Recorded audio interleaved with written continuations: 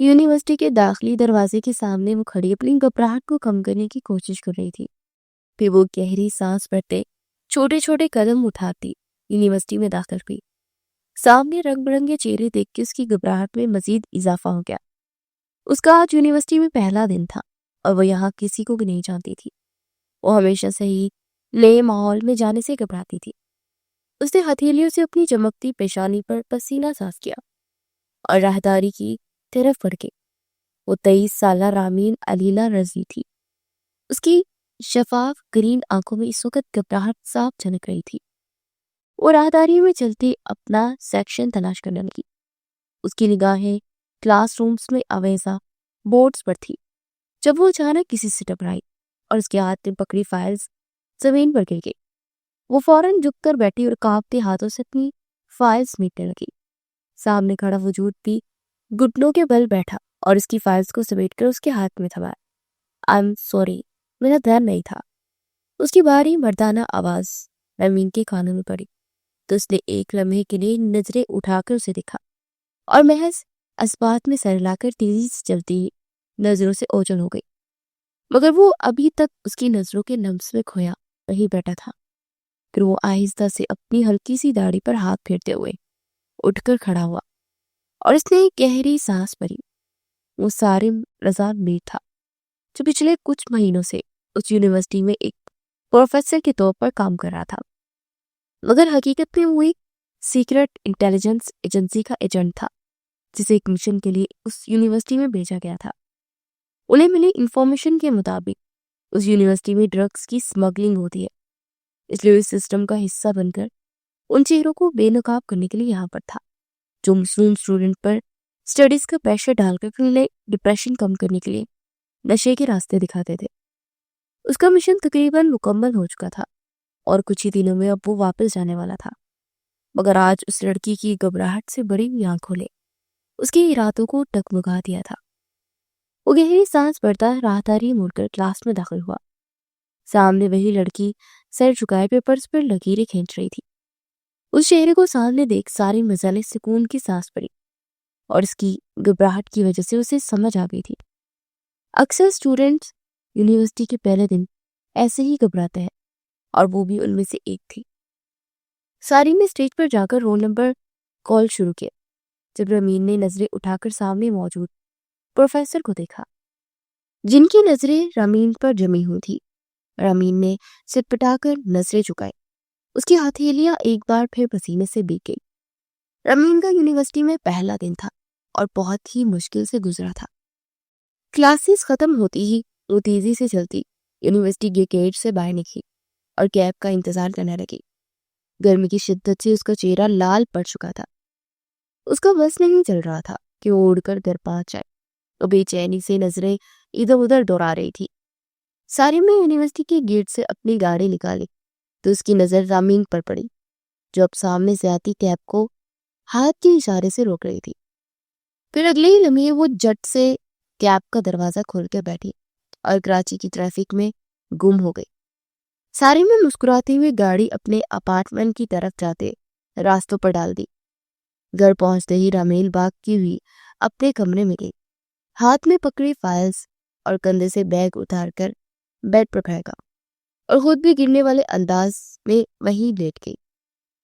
اس نے اپنے ہاتھوں کو چہرے پر پھیرا تو اس کی نگاہیں اس شخص پہ ٹھہر گئی۔ رامین جھرجھری لیتے بیڈ سے اٹھ کر بیٹھی۔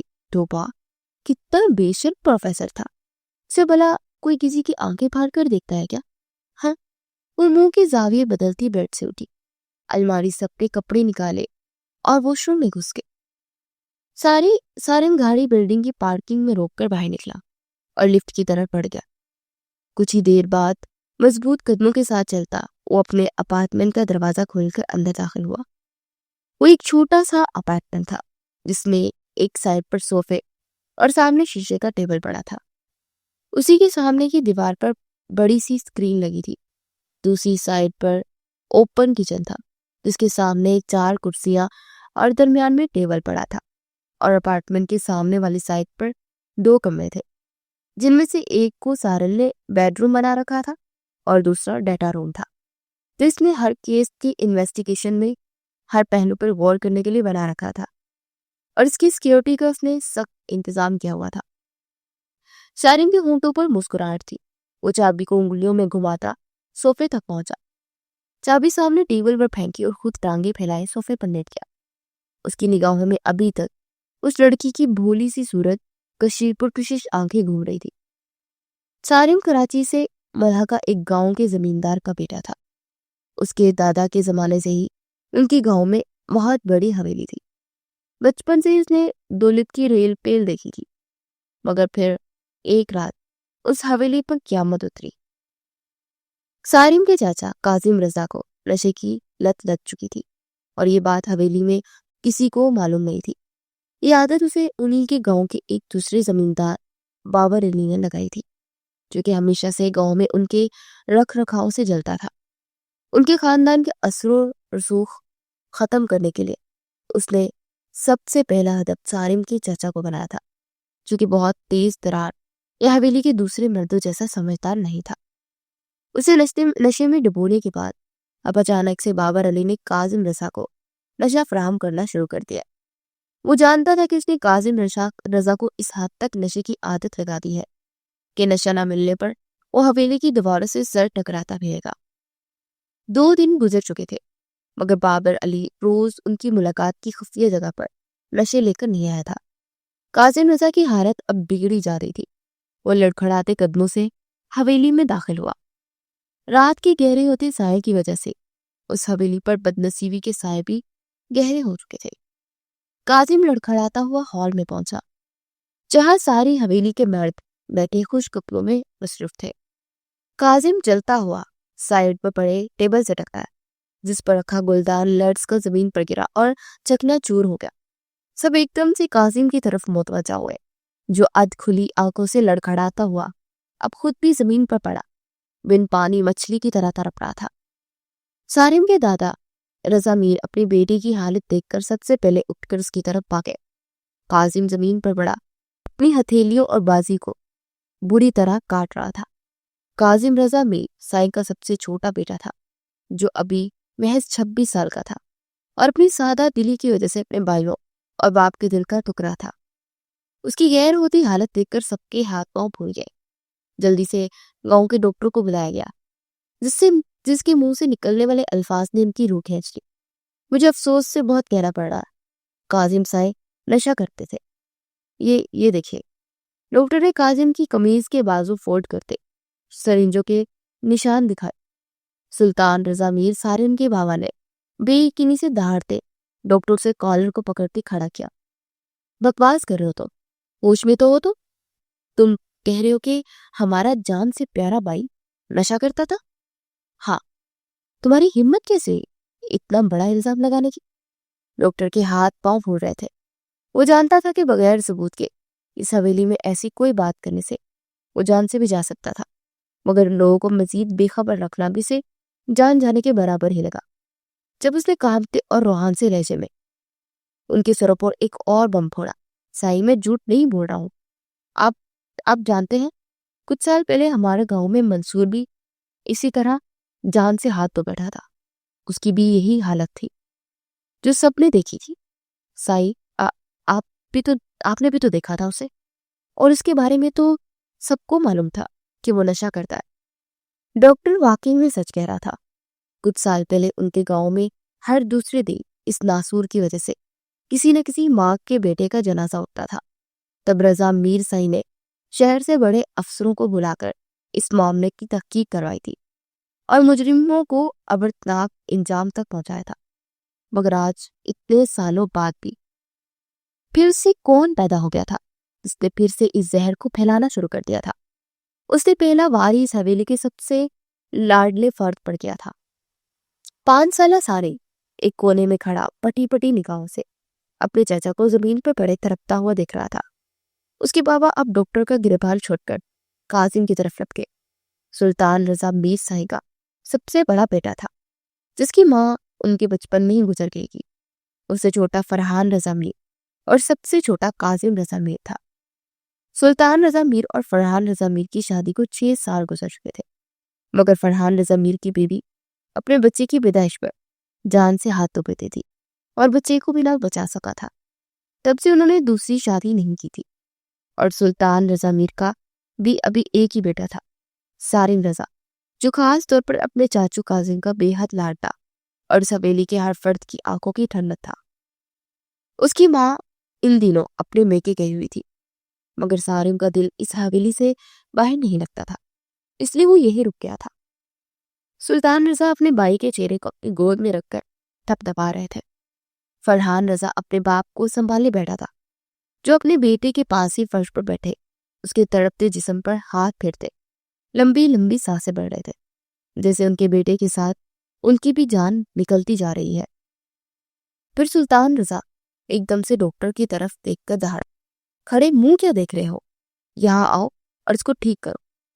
ڈاکٹر نے بے بسی سے سب کی طرف دیکھا، جو آنکھوں میں آنسو اور امید لیے اس کی طرف دیکھ رہے تھے۔ پھر اس نے ایک نظر فرش پر تڑپتے کاظم پہ ڈالی اور اس کے کانپتے ہوئے الفاظ سب کے کانوں میں پڑے، سائی آپ سب لوگ اونچی آواز میں کلمہ پڑھیے۔ ڈاکٹر کی بات پر سب نے پھٹی پھٹی نگاہوں سے اس کی طرف دیکھا۔ اسی لمحے کاظم رضا میر ایک دم سے درپا اور اگلے لمحے اس کا تڑپتا وجود ساکت ہو گیا۔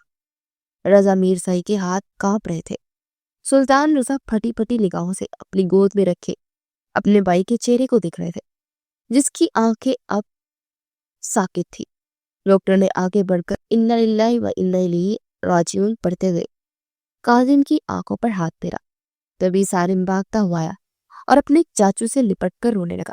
چاچو اٹھیے، آپ نے کہا تھا کہ آپ میرے ساتھ کھیلیں گے چاچو، چاچو آنکھیں کھولو۔ وہ 5 سالہ بچہ موت سے نا واقف تھا، مگر اپنے چاچو کا بے جان وجود دیکھ کر اس کے اندر ایک خوف ابھرا تھا۔ ڈاکٹر نے آگے بڑھ کر سارم کو اٹھا کر اپنے ساتھ لگایا، جب اچانک فرحان رضا کی آواز پر رضا میر سائی کی طرف متوجہ ہوئے، جو اپنے بیٹے کی لاش پر نظریں جمائے بیٹھے تھے، ایک طرف لڑک گئے تھے۔ بابا سے کیا ہوا ہے آپ کو؟ فرحان رضا چیخ رہا تھا۔ ڈاکٹر بھاگتا ان کے پاس پہنچا، جب تو سینے پر ہاتھ رکھے آخری ہچکیوں پر تھے، انہیں ہارٹ اٹیک ہوا تھا، اور کچھ ہی لمحوں میں وہ بھی اپنے بیٹے کے پاس آ پہنچے۔ انہوں نے اپنے بیٹے کو کبھی تنہا نہیں چھوڑا تھا، اور آج بھی نہیں، مگر نہ جانے کہاں ان سے غفلت ہو گئی کہ ان کے بیٹے کی رگوں میں وہ زہر دھیرے دھیرے اتارا گیا اور انہیں خبر بھی نہ ہوئی۔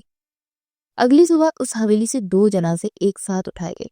سارم کی ماں بھی خبر ملتے اپنے بھائیوں کے ساتھ حویلی پہنچ گئی۔ رضا میر سائی نے اسے اپنی بہو نے بیٹی بنا کر رکھا تھا، اور وہ اپنے شوہر کے بھائیوں کو اپنے بھائیوں کی طرح ہی چاہتی تھی۔ وہ خود بھی غم سے نڈال تھی، مگر انہیں اپنے شوہر اور بیٹے کو سنبھالنا تھا، جن کے ہونٹوں پر چپ کی مہر لگ چکی تھی، مگر وہ نہیں جانتی تھی کہ ابھی ایک اور قیامت ان پر ٹوٹنے والی ہے۔ رضا میر سائی کے کو سپرد خاک کرنے کے بعد فرحان رضا اور سلطان رضا بہت دیر تک اپنی والد کی قبر پر بیٹھے رہے۔ رات کا اندھیرا پھیل رہا تھا جب وہ دونوں اٹھے اور سست قدموں سے حویلی کی طرف بڑھ گئے۔ گاؤں کی گلیاں سنسان تھی، ایسے محسوس ہو رہا تھا جیسے ہر چیز سوگ میں ڈوبی ہوئی ہو۔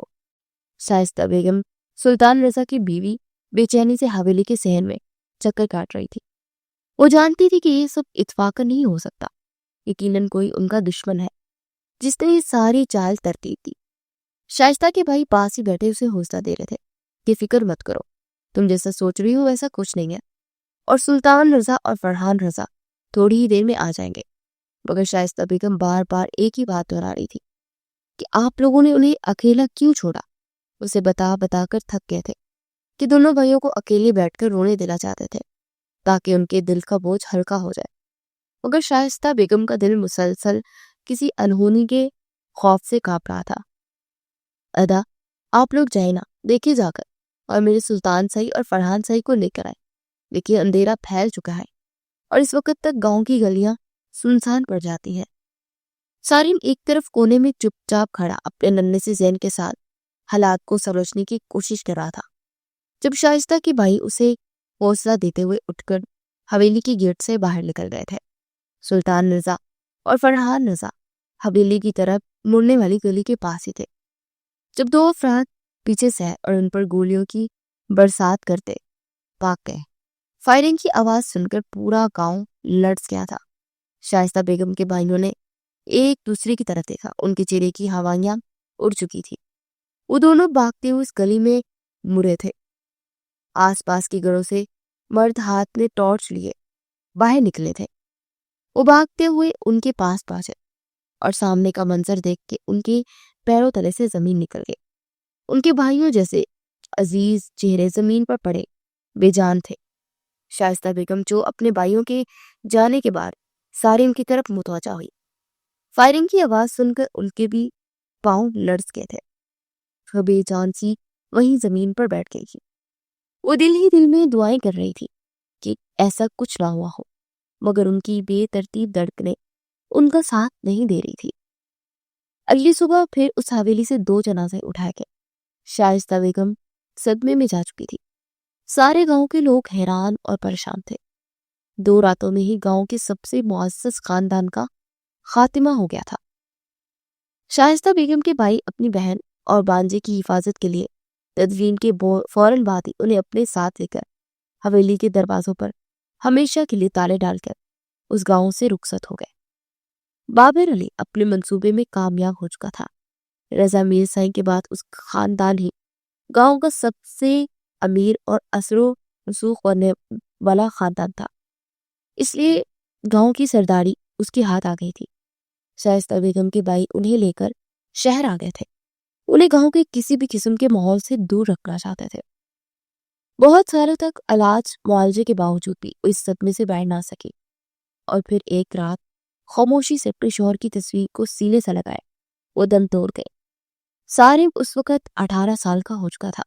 اس کے ماموں نے اسے ساری حقیقت بتا دی تھی کہ وہ لوگ بھی نہیں جانتے تھے کہ ان کا وہ دشمن کون تھا۔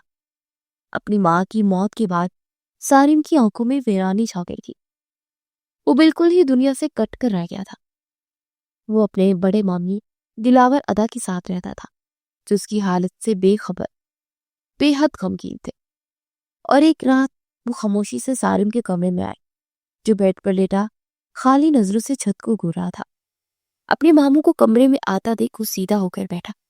دلاور ادا خاموشی سے اس کے پاس آ کر بیٹھ گئے۔ تھوڑی دیر بعد ان کی آواز نے کمرے کی خاموشی کو توڑا۔ سارم بیٹا، ہم نہیں جانتے کہ ہماری بہن کے خاندان کا دشمن کون تھا۔ ایسا بھی نہیں کہ ہم نے جاننے کی کوشش نہیں کی۔ ہم نے بہت سالوں تک کوشش کی، مگر کوئی بھی سراغ ہمارے ہاتھ نہ لگا۔ اگر ہمیں معلوم ہو جاتا تو ہم ان کے خاندان کی ایک ایک سانس کو کھینچ لیتے، جسے انہوں نے ہماری بہن کی آنکھوں کے سامنے اس کی جان سے پیاروں کی سانسیں کھینچی تھی۔ دلاور ادا کی آنکھیں آنسو سے بھر گئی تھی اور ان کی آواز کانپ رہی تھی۔ ہماری اب عمر گزر چکی ہے ساری بیٹا، مگر تم چاہو تو اپنی ماں جیسی بہت سی عورتوں کو بیوہ ہونے سے بچا سکتے ہو۔ تم چاہو تو اپنے باپ کے قاتلوں جیسے قاتلوں کو مٹا سکتے ہو۔ سارم ایک دم سے چونک کر سیدھا ہوا اور ناسمجھی سے ان کی طرف دیکھا۔ سارم کی دلچسپی پر دلاور ادا نے اپنی بات جاری رکھی۔ بیٹا، میں تمہیں گنڈا یا بدماش بن کے کھڑا ہونے کا مشورہ نہیں دوں گا۔ میں چاہتا ہوں کہ تم پڑھ لکھ کر ایک مقام تک پہنچو کہ تمہارے پاس ان قاتلوں کو گربان پکڑنے کے لیے سارے جائز اختیار ہو۔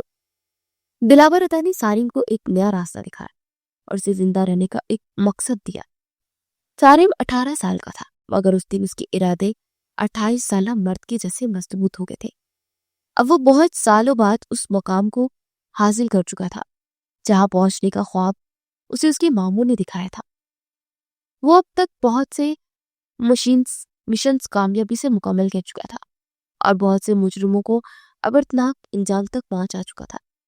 بابر علی نے اس گاؤں میں نشے کے شر کو پھیلا دیا تھا، اور پھر ایک دن رضا میر کا پوتا اور سلطان رضا میر کا بیٹا سارم رضا میر اس کی گردن تک پہنچا تھا۔ اسے معلوم ہو چکا تھا کہ ان کے خاندان کی بربادی کی وجہ بھی وہی تھا۔ بابر علی نے خود ہی دل میں بڑا زہر زبان سے اگل دیا تھا۔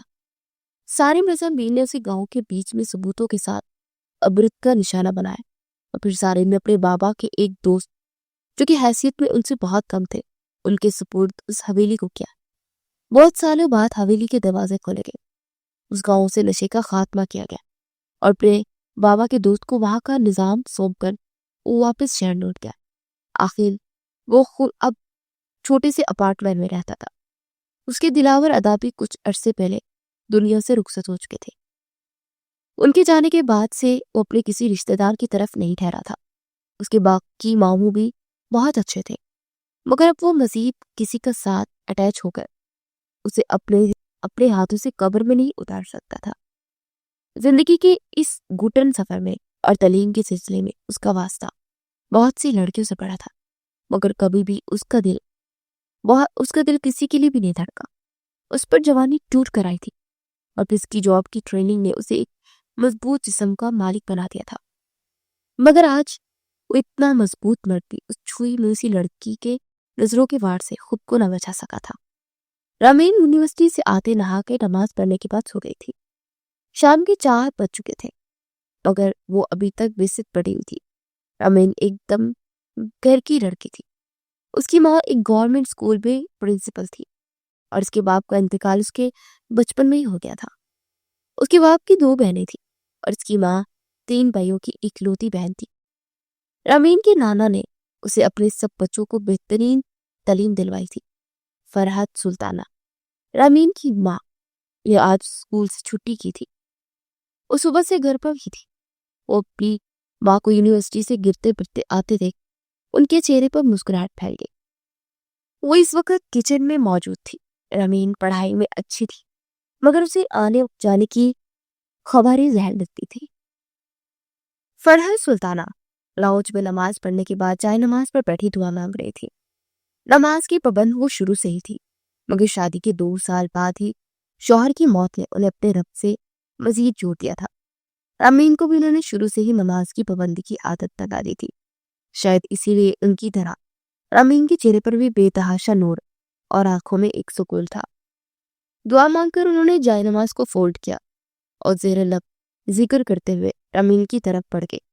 وہ دروازہ کھول کر اندر داخل ہوئی تو بیڈ پر آڑی ترچھی لیٹی رمین دنیا جہاں سے بے خبر سو رہی تھی۔ ان کے چہرے پر مسکراہٹ پھیل گئی۔ وہ آگے بڑھ کر اس کے بیڈ کے پاس جا پر بیٹھی اور ان کے چہرے پر بال ہٹاتے ہوئے اس کا ماتھا چومایا۔ رمین ہلکا سا کھسکھسائی جب اس کے کان میں اپنی ماں کی نرم اور محبت بھری آواز پڑی، رمین بیٹا اٹھ جاؤ، عصر کی نماز کا وقت نکل جائے گا، پھر مجھے کہو کہ آپ نے نہیں اٹھایا تو میری نماز قضا ہو گئی۔ نماز قضا ہونے کے الفاظ کانوں میں پڑتے رامین جٹ سے اپنے بیڈ سے اٹھ کر بیٹھ گئی۔ اپنی بیٹی کو اس انداز پر فرحت سلطانہ کو بے حد پیار آیا۔ وہ جانتی تھی کہ جب کبھی بھی رامین کی نماز قضا ہو جاتی تھی تو بے سبب ہی اداس ہو جاتی تھی۔ رامین اپنی ماں کے گال چومتی ہوئی اٹھی اور واش روم کی طرف بڑھی تو پیچھے سے اس کی ماں کی آواز اس کے کانوں میں پڑی، بیٹا نماز پڑھنے کے بعد نیچے کچن میں آ جانا، رات کو تمہارے بڑے ماموں لوگ آ رہے ہیں۔ وہ جاتے جاتے واش روم کے دروازے سے سر نکال کر خوشی سے سیکھی، سچی ماما؟ نازیہ بھی آئے گی نا؟ اس کی ماں نے مسکرا کر سے لکھا، ہاں بیٹا، انہیں بھی معلوم ہے کہ اگر وہ لوگ نازیہ کو نہ لے کر آئے تو تم میرے گھر میں داخلے نہیں ہونے دو گی۔ رامین کھل کھلائی واش روم سے دروازے کے پیچھے اوجل ہو گئی۔ نازیہ رامین کے سب سے بڑے ماموں کی بیٹی اور رامین کی ہم عمر تھی۔ وہ بچپن سے ہی سہیلیاں تھی، مگر جوانی کی دہلیز پر قدم رکھنے کے بعد نازیہ کے دل میں رامین کے لیے نفرت جنم لے چکی تھی، کیونکہ فرحت سلطانہ نے اپنی بیٹی کی تربیت بہت اچھی کی تھی، بہترین اخلاق کے ساتھ۔ رامین کے حسن نے سولے پر سہاگا کا کام کیا تھا۔ وہ پورے خاندان کی عورتوں کی من پسند اور ان کے بیٹوں کی کرش بن چکی تھی، اس لیے نازیہ اس سے جلتی تھی، مگر رامین اس کی نفرت سے ناواقف تھی۔ سارے میں اپنے اپارٹمنٹ میں بیٹھا موبائل کی اسکرین پر موجود نمبر کو دیکھ رہا تھا۔ پچھلے 3 گھنٹوں سے وہ اس نمبر کو ڈائل کرتا اور پھر سے مٹا دیتا۔ اس کا اتنا بڑا سیکرٹ انٹیلیجنس ہونے کا آفیسر ایک لڑکی کا نمبر ملاتے ہوئے ڈر رہا تھا۔ سالم یونیورسٹی سے نکلنے سے پہلے رامین کی ساری ڈیٹیلز نکلوا چکا تھا اور بغیر وقت ضائع کیے اس کے ساتھ حلال رشتہ بنانا چاہتا تھا، مگر اس سے پہلے اس کے لیے جاننا بھی ضروری تھا کہ وہ کسی اور کو تو نہیں پسند کرتی، اس لیے وہ اس کا نمبر نکالے پچھلے 3 دنوں سے ملانے کی کوشش کر رہا تھا۔ بلاخر اس نے نمبر ڈائل کر کے موبائل کا ہاتھ سے لگایا۔ بیل جا رہی تھی، سالم کی دھڑکنیں بے ترتیب ہو گئی۔ رامین شام کو اپنی والدہ کے ساتھ سارا انتظام کرا چکی تھی اور اب تو اس کے ماموں لوگوں کو آئے ہوئے بھی 2 گھنٹے گزر چکے تھے۔ کھانے کے بعد وہ نازیہ کو لے کر اپنے کمرے میں آ گئی اور نازیہ کو اپنے یونیورسٹی کے پہلے دن کی داستان سنا رہی تھی۔ जिसे नाजिया बेदिली से इधर उधर देख के सुन रही थी। रमीन उसे उस प्रोफेसर का किस्सा भी सुना चुकी थी। जब रमीन की मम्मा की बाहर से आवाज गूंजी, रामीन बेटा आकर चाय चूल्हे पर रख दो, तुम्हारे मामू कह रहे हैं कि उन्होंने वापस जाना है थोड़ी देर में। रमीन माँ की आवाज पर झट से बेड से उतरी और नाजिया को वही बोलने बैठकर कमरे से बाहर निकल गई। नाजिया कभी बाहर जाकर अपने वालिदैन के मुंह से रमीन की तारीफें सुनने का कोई मूड नहीं था, इसलिए वो वहीं बैठी रही। जब अचानक साइड टेबल पर पड़ा मोबाइल की घंटी बजेगी। वो रमीन का फोन था। पहले तो नाजिया ने इग्नोर किया, मगर फिर स्क्रीन पर अननोन नंबर देखकर उसके दिमाग में कुछ क्लिक हुआ। उसने झट से मोबाइल उठाकर कॉल रिसीव की। दूसरी तरफ से एक बारी मर्दाना आवाज नाजिया की कान में पड़ी। हेलो, अस्सलाम वालेकुम। नाजिया कुछ देर खामोश रही, फिर उसने सलाम का जवाब देते हुए पूछा, जी कौन? दूसरी तरफ सारिन को लगा कि वही लड़की है। उसको घबराहट में के मारे एक ही सांस में अपना तारुफ करवा दिया कि तुम जिसे लड़के से वो तुम टकराई थी आज यूनिवर्सिटी में, मैं वही, मुझे तुम अच्छी लगती हो, मगर मैं तुम्हारी मर्जी जानना चाहता हूँ। रमीन अभी नाजिया को सारी दास्तान सुना कर गई थी, इसलिए वो फौरन समझ गया, मगर उसने ये कहकर फोन रख दिया कि दोबारा इस नंबर पर कॉल मत कीजिएगा, मैं खुद आपसे रब्ता करूंगी। फिर उसने वो नंबर अपने मोबाइल में सेव किया और रमीन के मोबाइल से डिलीट कर दिया। सारिन परेशान सा मोबाइल हाथ में भी सोच रहा था कि उसने घबराहट में कुछ गलत तो नहीं बोल दी, मगर फिर वो इंतजार करने लगा क्योंकि रमीन ने कहा था कि वो दोबारा कॉल करेगी। तकरीबन 2 घंटे बाद सारिन का मोबाइल बजा। स्क्रीन पर अनजान नंबर देखकर वो चौंका, मगर फिर उसने कॉल रिसीव करके मोबाइल कान से लगाया। दूसरी तरफ से उसके कानों में वही आवाज पड़ी जिसे सुनने के लिए वो बेताब था। नाजी ने खुद को रामीन बनाकर अपना तारुफ करवाया और से सारिन से सोचने के लिए कुछ वक्त मांगा, मगर उसने ये शर्त रखी कि तब तक सारिन का दोस्त बनकर उसके साथ कांटेक्ट में रहेगा। सारिन वो थोड़ी हैरानी लू, मगर उसने दोस्ती की हामी भर ली। नाजिया ने रमीन को बदनाम करने का अलग ही प्लान बता दिया था। दिन हफ्तों में बदल गए और नाजिया रमीन बनकर सारिन को अपनी बातों में उलझाए रखती। सारिन मिशन मुकम्मल होने के बाद यूनिवर्सिटी छोड़ चुका था, इसलिए उसके पास रमीन से राब्ता रखने का वाहिद जरिया मोबाइल ही था। 2 महीने गुजर चुके थे और सारिन से अब बर्दाश्त नहीं हो रहा था। नाजिया अक्सर रमीन से उसकी तस्वीरें मंगवा कर सारिन को भेजती रहती। रमीन को मोबाइल के पार महसूस करके सारिन का जवाब देता जा रहा था। वो जल्द से जल्द उसे अपनी आंखों के सामने देखना चाहता था। दूसरी तरफ रमीन का रिश्ता उसके फूफो ने अपने बेटे के साथ तय कर दिया था और उसकी मामा को इस रिश्ते पर कोई एतराज तो नहीं था, तो रमीन ने भी चुपचाप हामी भर दी। छोटी सी रस्म हुई और रमीन को उसके कजन के नाम की अंगूठी पहना दी गई। नाजिया का दिल भी अब सारिन से बढ़ चुका था। वो आज रात उसके सर पर बम फोड़ने वाली थी। उसने रमीन की रस्म के वक्त तस्वीरें बनाई थी जो वो अब सारिन को दिखाकर उससे जान छुड़वाना चाहती थी। अगली सुबह सारिन की कॉल आई तो नाजिया ने बड़बड़ाते हुए फोन उठाया और अपने लहजे को हतल अमकान नरम रखने की कोशिश की। रमीन, तुमने क्या सोचा फिर? मैं कब अपने मामू लोगों को तुम्हारे घर भेजूं? दूसरी तरफ नाजिया की आवाज खुली, सारी, मैं तुमसे शादी नहीं कर सकती। सारिन की समात पर उसके अल्फाज बम बम करते रहे। वो कुछ देर बेयकीनी से मोबाइल को देखता रहा, फिर गुस्से से दहाड़ा, क्या मतलब रमीन, क्यों नहीं कर सकती तुम मुझसे शादी? दूसरी तरफ नाजिया ने अपने कानों में उंगलियां ठोंसते मुंह के जाविये बिगाड़े। एकदम से उसका लहजा करख्त हुआ। देखो सारे, तुम मेरा पीछा छोड़ दो, मेरी मंगनी हो चुकी है और मैं अब किसी और की अमानत हूँ, इसीलिए मैं तुमसे शादी नहीं कर सकती। सारिम सख्ते की हालत में था। वो इतना मजबूत मर्द, मगर उस लम्हे उसकी आवाज लर्ज रही थी। रामी, देखो, अगर ये मजाक है तो बहुत ही घटिया मजाक है, मत करो। दूसरी तरफ नाजिया की उकताहट बड़ी आवाज उसके कानों में पड़ी। उफ, ठीक है, तुम्हें नहीं यकीन आ रहा तो मैं तुम्हें प्रूफ भेजती। और उसके साथ ही कॉल डिस्कनेक्ट हो गई। सारिम की आंखों में आंसू थे। रमीन को उसके लहजे से उसे अंदर से तोड़ दिया था। थोड़ी ही देर बाद मोबाइल की स्क्रीन चमकी और उसने फौरन से रमीन की चैट खोली, जहां 4-5 तस्वीरें थी और वो किसी और के पहलू में बैठी शर्मा रही थी और पास बैठा लड़का मुस्कुराते उसे अंगूठी पहना रहा था। तस्वीरें देखकर सारिन का खून खौल उठा। से एकदम से रमीन के मासूम चेहरे से नफरत हुई और इसके साथ ही नाजिया ने उसे लॉक कर दिया और वो उसे रमीन की हरकत समझकर मजीद तप गया और उसने अपने हाथ में पकड़ा मोबाइल दीवार में दे मारा और गुस्से से चिल्लाया, रामी, तुमने मेरे साथ वक्त गुजारा, मेरे जज्बात से खेली, तो अब देखना मैं तुम्हारी जिंदगी के साथ कैसे खेलता। मेरे निकाह में तो तुम्हें आना ही पड़ेगा। रामीन अलीना रजवी वो एक एक लफ्ज गुस्से से चबाता अपार्टमेंट से बाहर निकल गया। उसे अब बहुत कुछ तरतीब देना था। अगली सुबह रामीन कंधे पर बैग लटकाए और हाथ में फाइल्स पकड़े धीरे धीरे कदम उठाती सड़क पर आ गई। मौसम अब तब्दील हो रहा था। सर्दियों की आमद ने गर्मी की शिद्दत को खत्म कर दिया था। वो कैब के इंतजार में सुकून से आंखों में चमक लिए खड़ी ठंडी हवा को महसूस कर रही थी। उनका घर शहर के एक पुरसुकून एरिया में था, जहाँ इस वक्त हर खामोशी का राज था। जहाँ एक तरफ से स्याह गाड़ी उसके करीब आकर रुकी और से गाड़ी में खींचा गया और उसके हाथ में पकड़ी फाइल्स जमीन पर गिरी, जिसे वो शख्स दोबारा गाड़ी से निकलकर उठाकर वापस गाड़ी में बैठ गया। वो कोई भी सबूत नहीं छोड़ना चाहता था। बैग अभी भी रामीन के कंधे पर था। रामीन को गाड़ी में खींचते ही सारिम ने उसे बेहोश कर दिया था। इस काम में वैसे भी उसे वो माहिर था।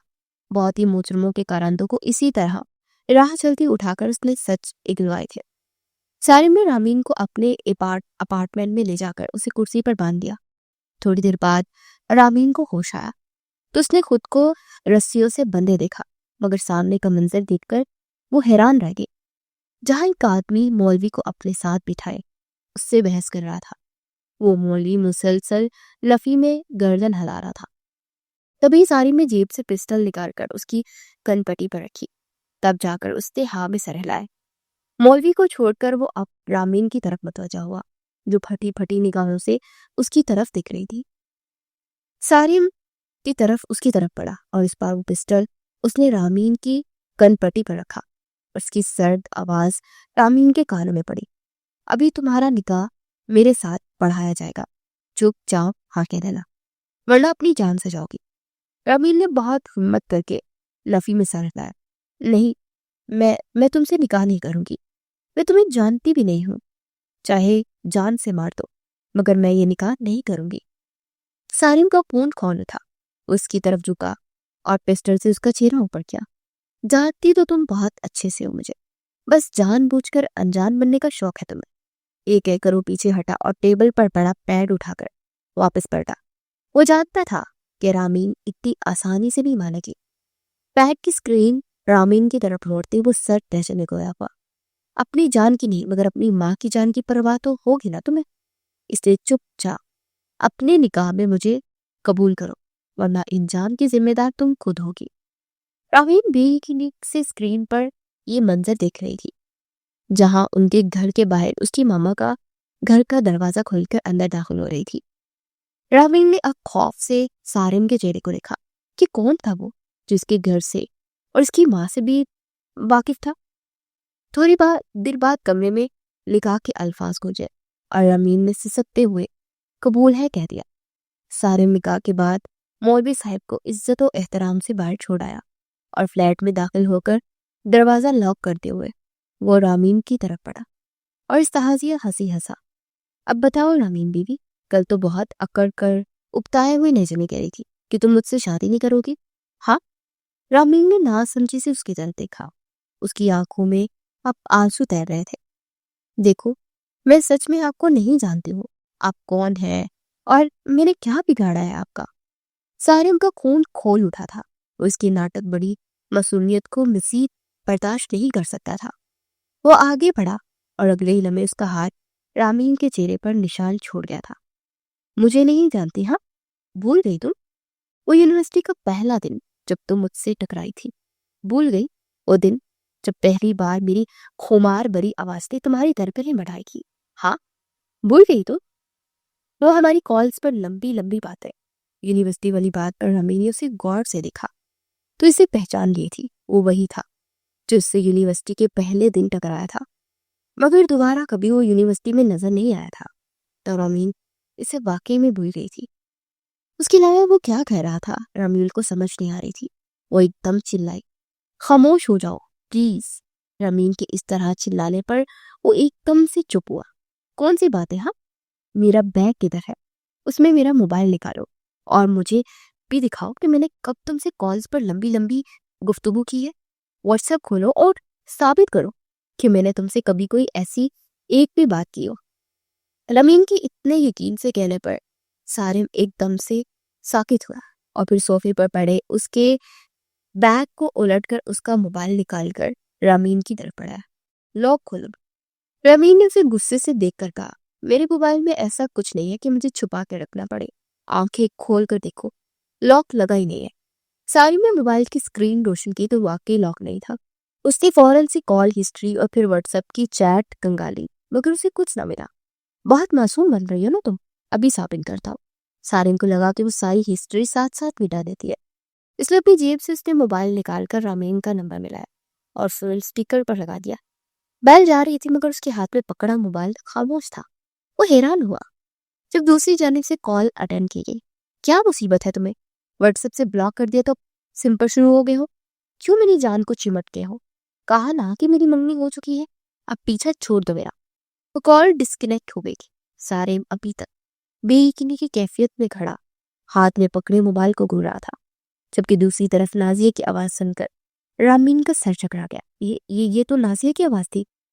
رامین کے بولنے پر سارم ہوش پہ آیا اور اس نے رامین کے ہاتھوں اور پیروں کو کھولا۔ کون نازیہ؟ ہاں، کون ہے یہ لڑکی جو اتنا عرصہ مجھ سے رامین بن کر بات کرتی رہی؟ اتنے بڑے دھوکے پر سارم کی آنکھیں سرخ ہو گئی مگر اسے افسوس ہو رہا تھا کہ اس سب میں رامین بے قصور تھی۔ اسے اپنے رویے پر افسوس ہو رہا تھا۔ رامین بے جان سا وجود دیے کرسی سے اٹھ کر سامنے پڑے صوفے پر بیٹھی اور اس نے اپنا سر دونوں ہاتھوں میں تھام لیا تھا۔ سارم اس کے قدموں کے پاس فرش پر بیٹھ گیا۔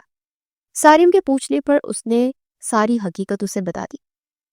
نازیہ کون ہے؟ سارم کا چہرہ غصے سے سرخ پڑ چکا تھا۔ رامین، مجھے معاف کر دو، مجھے نہیں معلوم تھا جو نازیہ ہے، مجھے لگا یہ سب تم کر رہی ہو۔ سارم کی شرمندہ سی آواز رامین کے کانوں میں پڑی مگر وہ غصے سے اٹھی اور جا کر کمرے میں بند ہو گئی تھی۔ سارم شرمندہ سا وہیں بیٹھا رہا۔ اگلی صبح رامین کمرے سے نکلی تو سارم نے پھر سے اسے معافی مانگنے کی کوشش کی تو وہ پوٹ پوٹ کر روتے ہوئے چلائی، آپ نے میری زندگی تباہ کر دی، کسی اور کی غلطی کی سزا مجھے دی، مجھ سے زبردستی نکاح کیا، اب میں اپنے گھر کیسے جاؤں گی؟ اپنے خاندان کو کیا ور دکھاؤں گی؟ میں وہ واپس پلٹی اور پھر سے کمرے میں بند ہو گئی۔ صبح سے رات ہو گئی تھی۔ سارم کو اب رامین کی فکر ہو رہی تھی۔ تو رامین نے کل رات سے کچھ نہیں کھایا تھا۔ سارم نے ساتھ کے کمرے سے بیڈ روم کی چابی نکالی اور دروازہ کھول کر وہ اندر داخل ہوا۔ سامنے ہی رامین بیڈ سے ٹیک لگائے فرش پر گھٹنوں میں سر دیے بیٹھی تھی۔ سارم وہ اندر آتا دیکھ رامین نے سر اٹھا کر اسے دیکھا، وہ پھر سے اسی پوزیشن میں بیٹھ گئی۔ سارم گہری سانس پڑتا دھیرے دھیرے قدم اٹھاتا اس کے سامنے ساتھ آ کر بیٹھا۔ رامین، میں جانتا ہوں میں نے تمہارے ساتھ بہت غلط کیا، تم نے مجھے جو سزا دینی ہے دو، اگر اس طرح بھوکی مت رہو۔ رامین کی بھی بھوک سے بری حالت ہو رہی تھی۔ اسے سر اٹھا کر ایک خپکی بڑی نگاہ سارم پر ڈالی اور اٹھ کر باہر جانے لگی، جب ایک دم سے وہ لڑکھڑائی اور اس سے پہلے کہ وہ گرتی سارم اسے اپنی باہوں میں بھر چکا تھا۔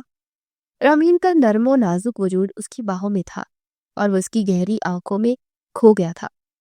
جب رامین نے سیدھی ہوتے اسے دھکا دے کر خود سے دور کیا اور وہ تیز تیز قدم اٹھاتی کمرے سے باہر نکل گئی۔ سارم کو اس کا غصہ کرنا اچھا لگا تھا۔ وہ مسکراتا ہوا اس کے پیچھے گیا۔ وہ اب ٹیبل پر بیٹھی کھانا کھا رہی تھی جو کہ سارم پہلے سے ہی بنا کر رکھ چکا تھا۔ اسے یقین تھا کہ وہ رامین کو کھانے کے لیے بنا دے گا مگر وہ اتنی جلدی مان جائے گی یہ اس نے نہیں سوچا تھا۔ سارم چلتا ہوا سامنے صوفے پہ بیٹھ گیا اور اسے کھانا کھاتے ہوئے دیکھنے لگا۔ رامین بہت بھوکی تھی مگر پھر بھی وہ آرام آرام سے کھا رہی تھی مگر سارم کی نظریں اسے بے چین کر رہی تھی۔ آخر تھک کر اس نے کھانے سے ہاتھ روکے اور سارم کی جانب دیکھا جو اسے ہی دیکھ رہا تھا۔ رامین نے نوالا بنایا اور سارم کی طرف ہاتھ سے اشارہ کیا۔ چاہیے؟ سارم نے ہنستے ہوئے نفی میں سر لایا۔ تو پھر ندیدوں کی طرح بیٹھے گور کیوں رہے ہو؟ جب کھانا ہی نہیں تو؟ اس کے چہرے پر غصے اور الجھن کے آثار تھے، مگر وہ اس صورت میں بھی بے حد دلکش لگ رہی تھی۔ سارم کی مسکراہٹ گہری اور پھر وہ وہاں سے اٹھ کر ڈاٹا روم میں چلا گیا۔ اسے ایک کیس کے لیے کچھ پہلوؤں پر غور کرنا تھا۔ کل سے وہ رامین میں الجھا ہوا تھا اور اسے وقت ہی نہیں ملا تھا۔ رامین نے کھانا کھانے کے بعد برتن بھی اٹھا کر دھو دیے تھے۔ سارم کمرے سے باہر نہ نکلا۔ رامین نے ایک نظر گھڑی کی سوئیوں پر ڈالی۔ رات کے 10 بج رہے تھے اور اسے لگا شاید دوسرا کمرہ بھی بیڈ روم ہی ہے جہاں سارم سو گیا ہوگا۔ وہ اپنے کمرے کی جانب بڑھی اور تھوڑی ہی دیر بعد وضو کر کے جائے نماز پر کھڑی ہو گئی۔ 5 منٹ بعد ہی 7 والے روم کا دروازہ کھلا اور سارم کمرے سے باہر نکلا۔ رامین کے روم کا دروازہ کھلا تھا جہاں وہ جائے نماز پر سجدے میں سر رکھے پوٹ پوٹ کر رو رہی تھی۔ سارم جیسے اس لمحے میں کھو سا گیا تھا۔ رامین کی سسکیوں سے ایک آنسو اس کی آنکھ سے نکلا اور وہ خاموشی سے گال پر بیٹھ گیا۔ وہ بوجھل قدم اٹھاتا صوفے پر جا کر بیٹھا۔ اسے خود پر افسوس ہو رہا تھا۔ رامین کیا تھی اور اس نے کیا سمجھا اسے؟ کالز اور میسیجز پر بات کرتے ہوئے اکثر نازیہ حدیں پار کر جاتی تھی، جس پر سارم اسے غصے سے ٹوک دیتا تھا تو اکتا کر آف لائن ہو جاتی۔ سارم کو حیرت ہوتی تھی کہ وہ معصوم سی دکھنے والی رامین ایسی باتیں کیسے کر سکتی ہے، مگر وہ اس پر دل ہار بیٹھا تھا، اس لیے اس کے سامنے بے بس تھا، مگر اس نے کبھی بھی حد پار نہیں کی تھی۔ اس کی یہ سوچ تھی کہ نکاح سے پہلے ایسی باتیں کرنے والے مرد بےغیرتی کے سب سے نچلے لیول پر ہوتے ہیں، اور ایک بہت ہی مضبوط مرد تھا جسے اپنے نفس پر قابو پانا اچھے سے آتا تھا۔ رامین نماز پڑھنے کے دوران روتے ہوئے جائے نماز پر سو گئی تھی۔ سارم کمرے میں آیا اور اسے باہوں میں اٹھا کر وہ بیڈ پر لیٹایا اور کمرے کی لائٹس بند کرتا ہوا باہر نکل گیا۔ فرحت سلطانہ اپنی بیٹی کے اچانک غائب ہو جانے پر مرجھا کر رہ گئی تھی۔ وہی رشتے دار جن کی زبانیں رامین کی تعریفیں کرتے نہ تھکتی تھی، آج اس کے خلاف زہر اگلتے اور طرح طرح کے الزامات لگاتے تھے۔ سارم نے بے حد چالاکی سے رامین کو وہاں سے اٹھایا تھا جہاں کوئی CCTV کیمرہ بھی نہیں تھا۔ اس سے فرحت سلطانہ اپنی بیٹی کی بے گناہی ثابت نہ کر سکی تھی، مگر انہیں رامین پر پورا بھروسہ تھا۔ وہ تہجد کے وقت اٹھ جاتی اور رو رو کر دعا کرتی۔ ان کے الفاظ اور آہیں یقیناً رب کے عرش کو ہلا دیتی ہوں گی، مگر رب بھی آزماتا انہی کو ہے جن سے وہ محبت کرتا ہے۔ یقیناً اس کے رب نے اس کی بیٹی کو ایسے رشتہ داروں سے بچا لیا تھا جو ذرا سی مشکل آنے پر ان کا ساتھ چھوڑ گئے تھے۔ وہی پھپھو جسے اپنی بہو بنانے کے لیے بےتاب تھی، آج وہی ان کی طرف سے پہنائی گئی انگوٹھی فرحت سلطانہ کے منہ پر مار گئی تھی۔ یقیناً اللہ کے کام میں مسکیحت ہوتی ہے جو انسانی دماغ کی سمجھ سے باہر ہے۔ وقت گزرنے کے ساتھ ساتھ جب پردے ہٹائے جاتے ہیں تو جن مصیبتوں پر انسان روتا ہے پھر اسے سمجھ آتی ہے کہ انہی میں سے اس کے لیے خیر چھپی تھی۔ 1 ہفتہ گزر چکا تھا۔ رامین نے ابھی تک سارم کو معاف نہیں کیا تھا۔ وہ بات بات پر اسے تانے دیتی تھی۔ اس کے پیاروں سے دوری نے اسے اس کی زبان کو کڑوا کر دیا تھا۔ اسے سمجھ ہی نہیں آ رہی تھی کہ وہ اپنے گھر واپس کیسے جا۔ اگر جاتی تو اپنی ماں سے نظریں کیسے ملائے گی؟ تو بے قصور ہو کر بھی خود کو گناہ گار سمجھ رہی تھی۔ اس کے الفاظ سارم کے دل میں تیر بن کر اترتے تھے، مگر وہ خاموش ہو جاتا تھا کیونکہ غلطی اسی کی تھی۔ سارم صبح اٹھا تو رامین کچن میں کھڑے اپنے لیے چائے بنا رہی تھی۔ سارم کچن کی دیوار سے ٹیک لگا کر کھڑا ہو گیا۔ رامین کے دل میں سارم کے لیے غصہ تھا، مگر پھر بھی وہ جب بھی اس کی طرح اس پر نظر جما کر کھڑا ہوتا تو وہ گھبرا جاتی تھی۔ ابھی بھی وہی ہوا۔ چائے کپ میں ڈالتے ہوئے اس کے ہاتھ لرزے اور کپ میں جانے کی بجائے چائے اس کے دوسرے ہاتھ پر گر چکی تھی تو فوراً پیچھے ہٹی اور اس کے منہ سے ہلکی سی چیخ نکلی۔ سارم بھاگ کر اس کے پاس آیا اور اس کے ہاتھ کو اپنے ہاتھوں میں لیا۔ رامین دھیان سے، یار دکھاؤ مجھے۔ اس کے الفاظ ابھی منہ میں ہی تھے جب رامین نے اپنا ہاتھ کھینچا، وہ جو پہلے سے ہی تپی ہوئی تھی۔ سارم کے اس طرح چھونے پر اس کا خون کھول اٹھا تھا۔ خبردار جو آپ نے مجھے دوبارہ ہاتھ لگایا، آپ نے مجھ سے زبردستی نکاح کیا ہے، لیکن میں اس نکاح کو نہیں مانتی، نہیں ہوں میں آپ کی بیوی، اور انہی ہاتھوں سے آپ نے مجھے تھپڑ مارا تھا نا، پھر اب کیوں اتنی فکر ہو رہی ہے؟ ناٹک کر رہے ہیں۔ رامین کے لرزتے ہوئے ہونٹوں سے الفاظ सीधे सारिन के दिल पर लगे थे। रामीन के गाल आंसुओं से भीग चुके थे।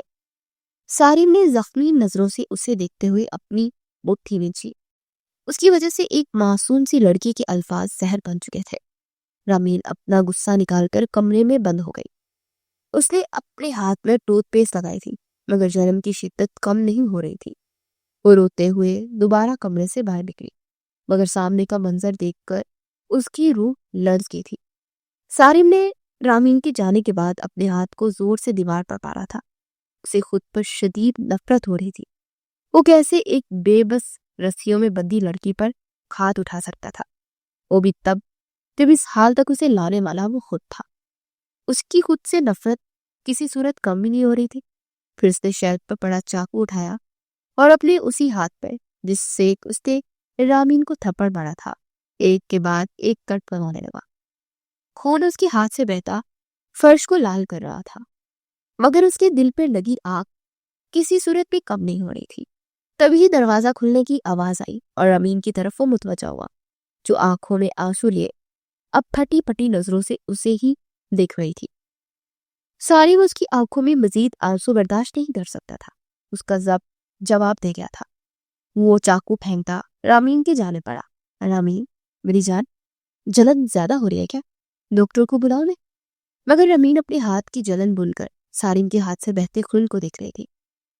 वो होश में आते आगे बढ़ी और उसका हाथ अपने हाथों में थाम लिया। सारिन, ये आपने क्या किया?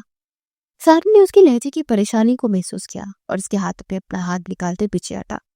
कुछ नहीं हुआ, तुम इस पर ध्यान मत दो, बस तुम पर हाथ उठाने की खुद को सजा दी है।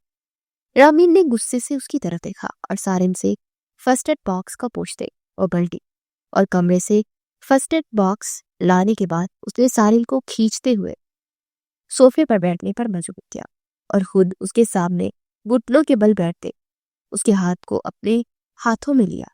मरहम पट्टी करने के बाद रामीन ने नजरें उठाकर सारिन को देखा, जो इसे अपने लिए इस कदर फिक्रमंद देखकर हैरान रह गया था।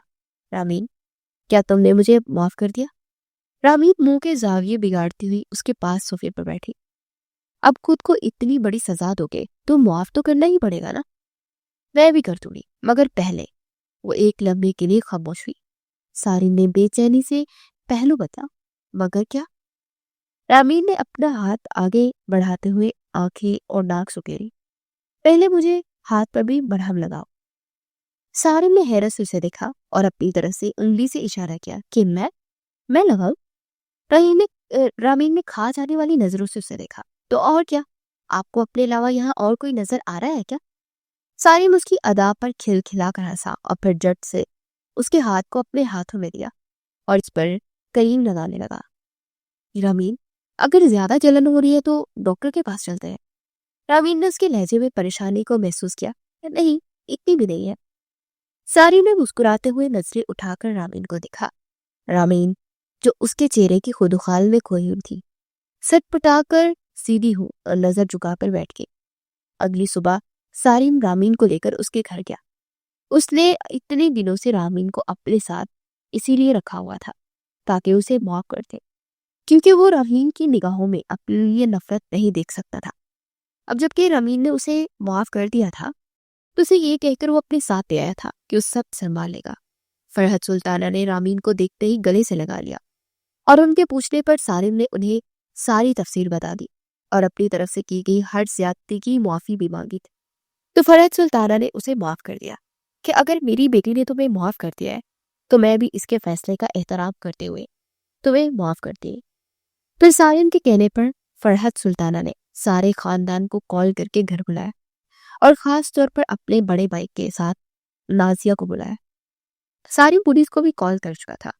सारे रिश्तेदारों और पुलिस के आ जाने के बाद सारिन ने सारा सच खोलकर उन सबके सामने रखा और फिर सारिन ने एक मासूम लड़की की पहचान अपनाकर उसकी जिंदगी के साथ खेलने के जुर्म में नाजिया को पुलिस के हवाले कर दिया। नाजिया चीखती चिल्लाती रही कि उसने ऐसा नहीं किया, मगर सारिन ने उसके नंबर से आने वाले मैसेजेस और फिर कॉल्स पर उसकी आवाज सबको सुनाकर उसकी जुबान बंद कर दी। पुप्पो ने फरहत सुल्ताना से माफी मांगी। فرحت سلطانہ نے انہیں معاف کرتے ان کی پہنائی ہوئی انگوٹھی رامین کی انگلی سے اتار کر انہیں واپس کر دی۔ رامین کے کردار پر کیچڑ اچھالنے والوں کی زبانوں پر تالے پڑ گئے تھے اور سب سر جھکائے اپنے اپنے گھروں کو واپس لوٹ گئے۔ کچھ دنوں بعد فرحت سلطانہ نے دوبارہ اپنی بیٹی کا اس کی مرضی اور رضامندی سے سارم سے نکاح کروایا۔ نکاح کی تقریب سادہ رکھی گئی جس میں صرف سارم کے ماموں اور ممالی لوگوں نے شرکت کی۔ سارم کی بے رگ زندگی میں اتنے دکھوں اور آزمائش کے بعد بالآخر اس کے رب نے اسے ایک نیک اور پاک بیوی عطا کر کے رنگ بھر دیے تھے اور دونوں کے دلوں کو ایک دوسرے کی محبت سے بھر دیا تھا۔ سچائی اور نیت کی پاکیزگی ہمیشہ اندھیرے پر غالب آتی ہے۔ وقتی سازشیں، جھوٹ اور فریب کسی کی راہ تو روک سکتے ہیں مگر منزل چھین نہیں سکتے۔ جو انسان اپنی ذاتی دکھوں کو طاقت بنا کر دوسرے کے لیے ڈھال بن جائے وہی اصل ہیرو ہوتا ہے۔